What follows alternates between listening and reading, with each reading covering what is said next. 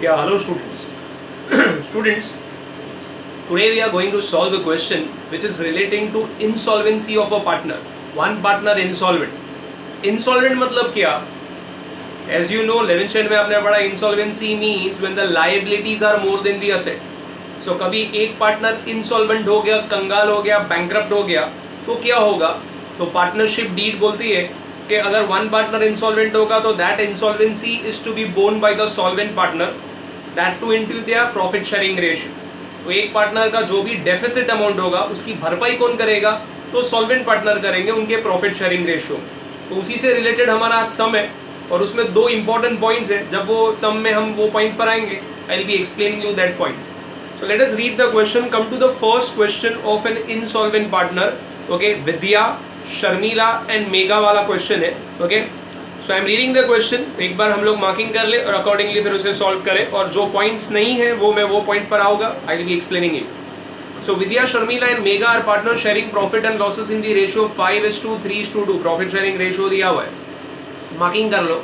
Capital दिया that will go to partners capital. Students यहाँ पर करंट अकाउंट दिया है. इसके पहले हमने एक फाइनल अकाउंट्स वाला चैप्टर किया था, अगर आपको याद हो गया.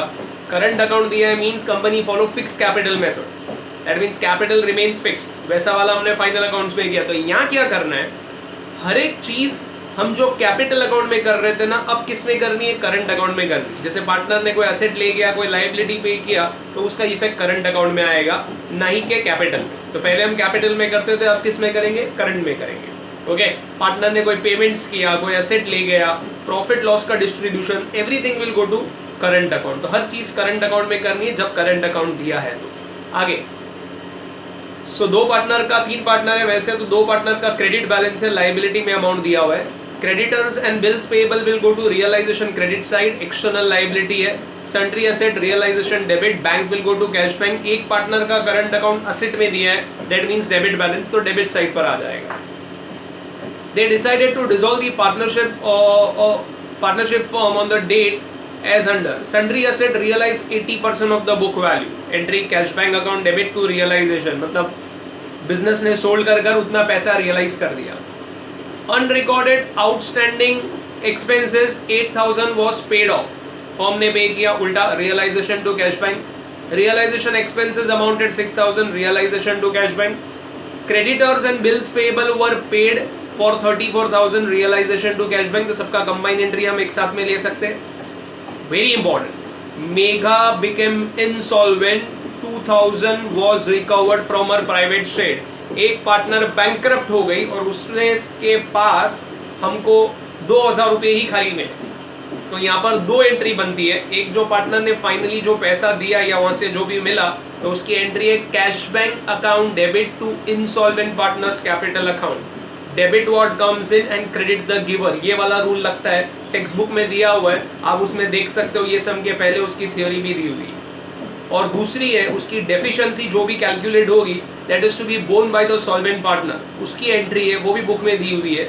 Solvent partners capital account debit to insolvent partner. I repeat, solvent partners capital account debit to insolvent partner. तो ये जब एंट्री पास करेंगे और ये जो भी डेफिसिट अमाउंट है उसमें ये एंट्री पास होगी और उसका इनसॉल्वेंट पार्टनर का अकाउंट क्लोज हो जाएगा. और ये जो डेफिशिएंसी वो सॉल्वेंट पार्टनर बेयर करेंगे in their profit sharing ratio.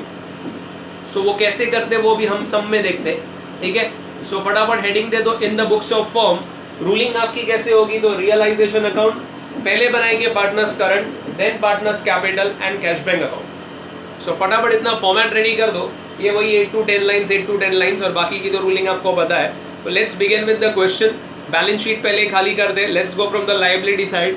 सबसे पहले कैपिटल दिया हुआ है. कैपिटल तीनों का credit balance 50, 40, 30. Vidya, Sharmila and Megha. Sorry, capital by balance brought down. Okay, Vidya का 50, शर्मिला 40 और मेगा का कितना है students? 30,000. Okay, 50, 40, 30. Done. Current account दिया हुआ है. विद्या और शर्मिला का क्रेडिट बैलेंस है. मेघा का डेबिट बैलेंस, तो विद्या और शर्मिला का, विद्या का है 6000 और शर्मिला का भी 6000।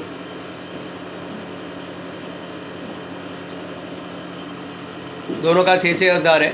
Creditors and bills payable external liability bye sundry liability, creditors and bills payable, अभी शॉर्ट फॉर्म चलेगा, एग्जाम में सब कुछ फुल फॉर्म में। कितना है स्टूडेंट्स? क्रेडिटर्स 28 और बिल्स पेएबल 10।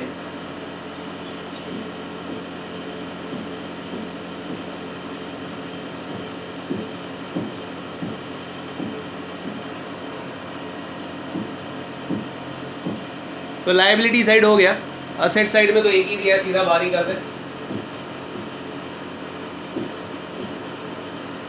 सन्ड्री असेट्स एक ही दिया हुआ है, सीधा आउटर कॉलम में लिख लेते हैं 1,28,000।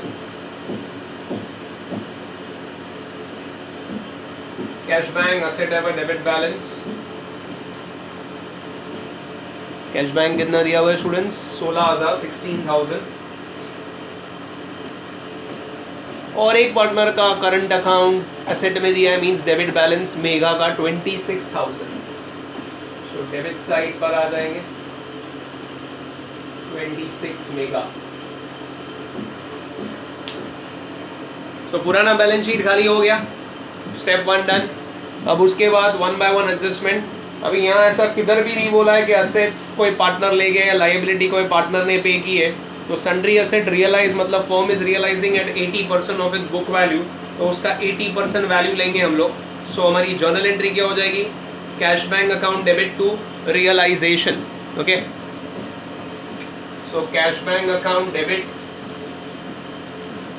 To realisation.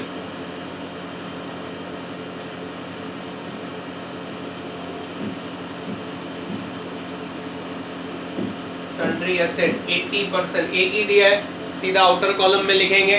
देखो कैलकुलेट कर कर कितना आता है।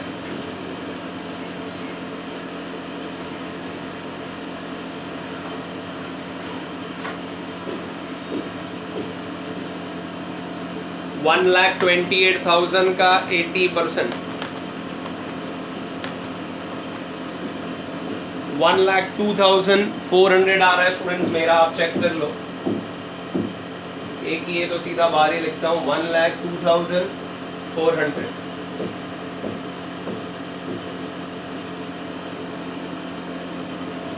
$1,02,400। उसके बाद वो तीनों साथ में ही ले लेता हूँ। Unrecorded outstanding expense 8,000 paid, realisation expense paid, creditor bills payable were paid for 34,000। अच्छा, क्रेडिटर और बिल्स पेएबल दोनों मिलाकर लमसम 34,000 पे सेटल किया। सबकी एक ही एंट्री आती तो साथ में ही ले लेते हैं students. Realisation account debit to cash bank, creditors and bills payable साथ में ही ले लेता हूँ बिकॉज साथ ही में कॉमन वैल्यू दिया हुआ है।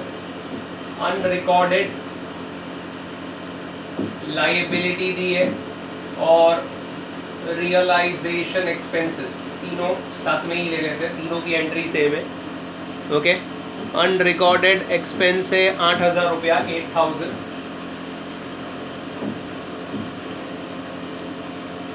Realisation expense 6,000 and creditors and bills payable together is 34,000. तो 34 plus 6 40 48,000 हो रहा है, 48,000।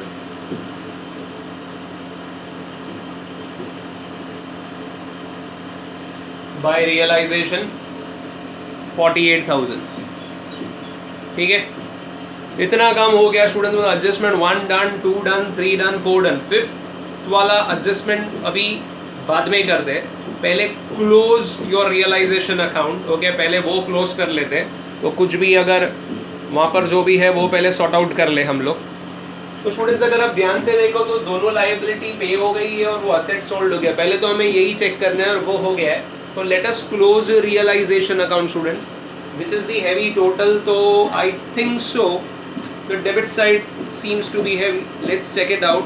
1,28,000 plus 48,000. 176 is the heavy total. 1,76,000 difference इधर आ रहा है. This is loss on realization which is to be distributed between partners के नाम क्या है? विद्या, शर्मिला और मेघा. विद्या, शर्मिला, मेघा. और स्टार्टिंग में स्टूडेंट्स उनका प्रॉफिट शेयरिंग रेशियो दिया हुआ है 5:3:2, 5/10, 3/10, 2/10. ओके, सो लेट्स कैलकुलेट कितना प्रॉफिट लॉस आ रहा है. माइनस कर दो या टोटल कर जो भी डिफरेंस निकालो कितना आता है. 38,000 प्लस 1,02,400. एक रफ पेपर लेकर हमेशा टोटलिंग बराबर करते जाओ. ओके, डिफरेंस आ रहा है स्टूडेंट्स 35,600. पहले वाले पार्टनर का सीधा आधो हाथ हो जाएगा. Okay, 17,800.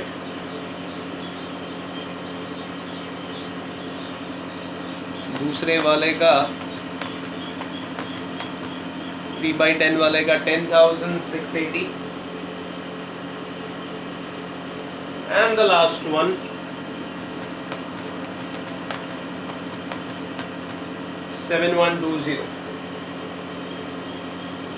so loss opposite side पर चला जाएगा. वैसे हमेशा स्टूडेंट्स हम लोग कैपिटल अकाउंट में ट्रांसफर करते हैं अपोजिट साइड पर, बट मैंने जैसे बोला हर चीज जो कैपिटल में होती है तब किस में होगी? करंट में.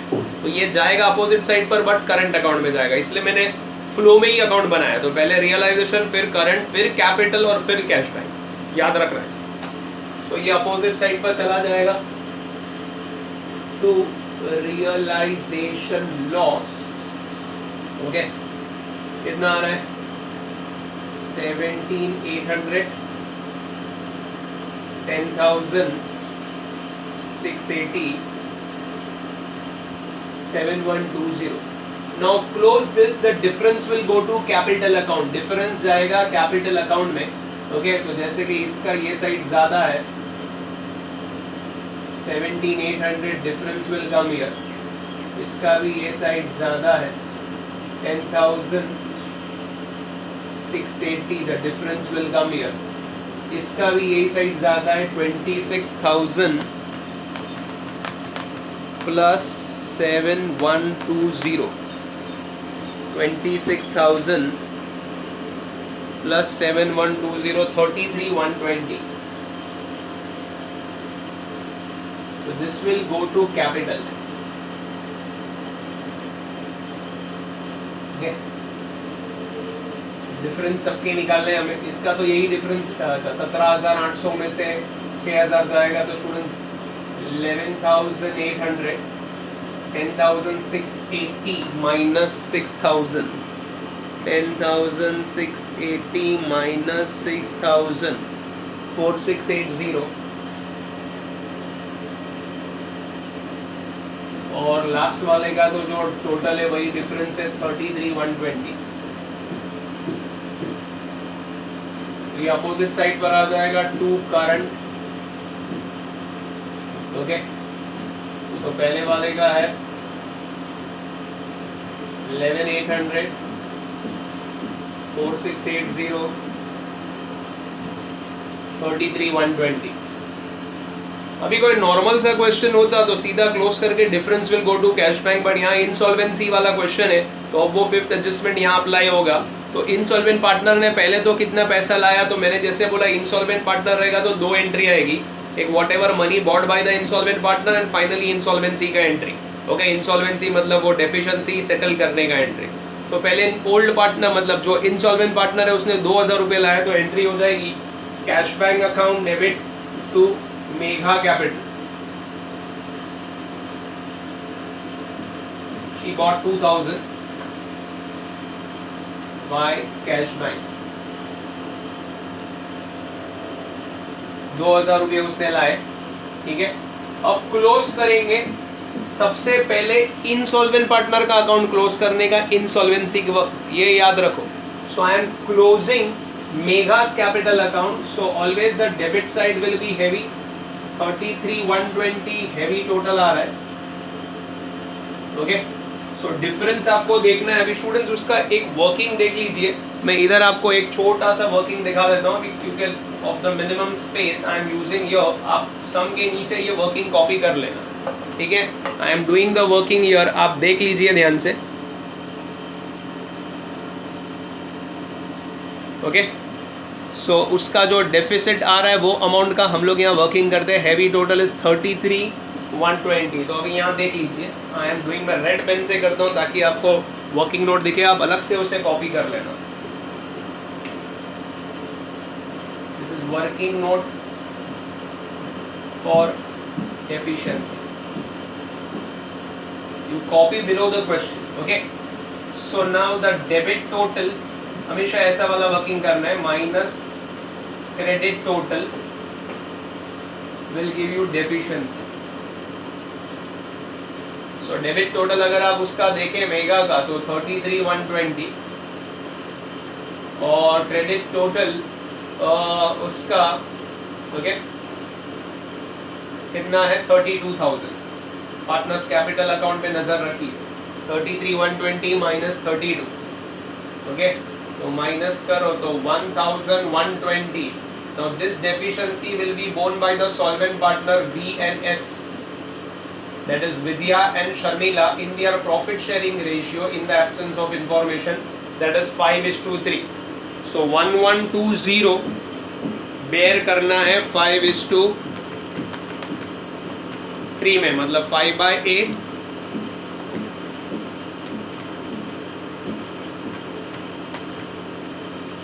5/8 एंड 3/8। तो एक पार्टनर विद्या का आ रहा है 700 रुपया और दूसरे वाले पार्टनर का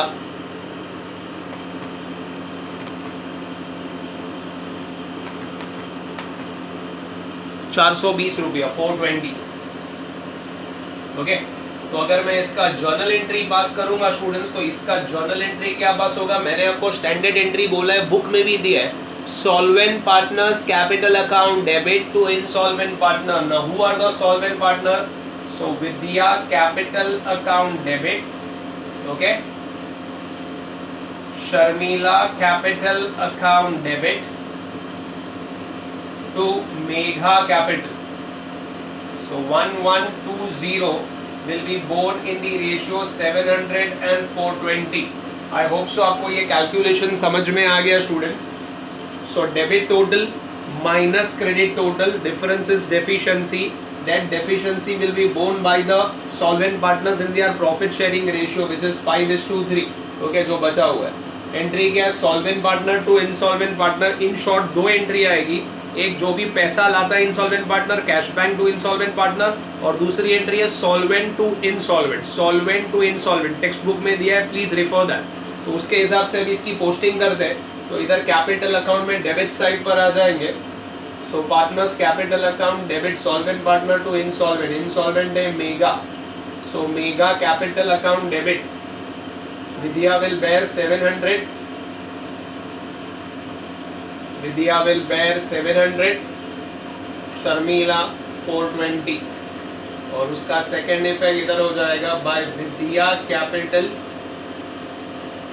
by Sharmila capital, okay, 700 and 420. Now if you see Megha capital will tally, Megha capital क्या हो जाएगा, tally हो जाएगा, okay। और बाकी दो का अकाउंट अभी आप क्लोज कीजिए। तो इनका क्रेडिट साइड हैवी है 50 and 40, तो इन दोनों का डिफरेंस फाइंड कीजिए, कैश बैंक में ट्रांसफर कीजिए और cash bank will tally. So to cash bank, ये आपकी सेटलमेंट की एंट्री है स्टूडेंट्स, कितना आ रहा है डिफरेंस आप चेक कीजिए, okay. 50,000 is heavy total minus 11,800 and minus 700, so 37,500 आ रहा है पहले वाले का, चेक कीजिए 37,500 heavy total minus the lesser total. Similarly for Sharmila 40,000 minus 4,680 minus 420 34,900 आ रहा है. 34,900 अपोजिट साइड पे चला जाएगा by Vidya capital by Sharmila capital. 37,500 34,900 total कीजिए. Your balance sheet should tally.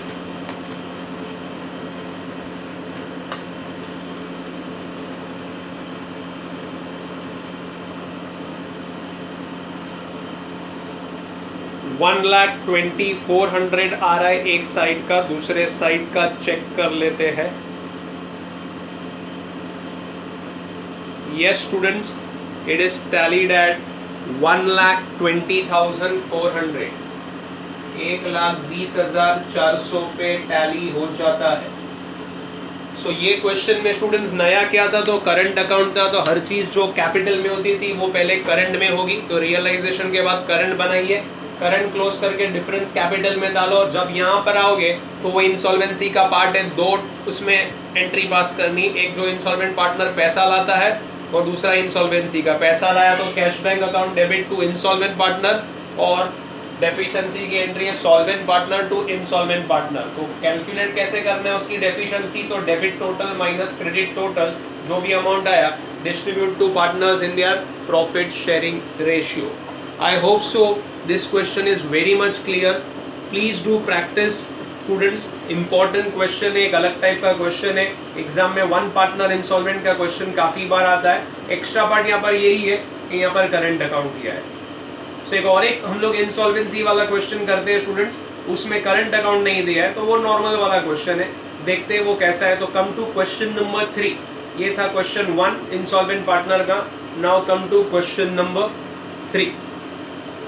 ये वर्किंग नोट आप मेन सम के नीचे कॉपी कर लीजिए. Is it clear everyone? So let's go to question number 3. Take out your question number 3 and let us solve question number 3.